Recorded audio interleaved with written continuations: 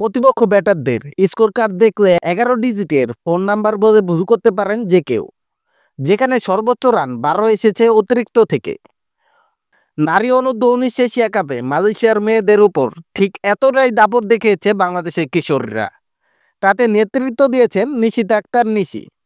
3 run খরচায় নিয়েছেন 5 wicket.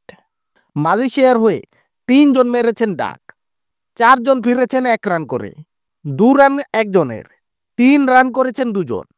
আর সর্বোচ্চ 5 রান নূর আলিয়া বিনতির ব্যাট থেকে। বোলারদের এমন পারফরমেন্সে 29 রানে গুটিয়ে গেছে মালয়েশিয়ান মেয়েরা। 120 রানের বড় এক জয় পেয়েছে সুমাইয়া আক্তারের দল। বোলিং ইউনিটে আক্ষেপ বরণ করতে পারেন ফারজানা ইয়াসমিন।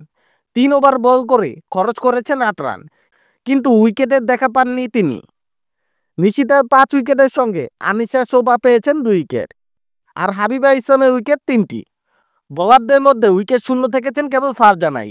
ব্যাট হাতেও দাপটে ছিল বাংলাদেশিরাই, যদিও নিজেদের দারুণ শুরুর ইনিংসগুলোকে বড় করতে পারেননি কেউই। ফাহমিদা ছোয়া 21 বলে করেছেন 26। এবার ইনিংস 16 বলে থেমেছে 19 রান করে। অধিনায়ক সুমাইয়া 11 বলে 12 রান করে আউট হন।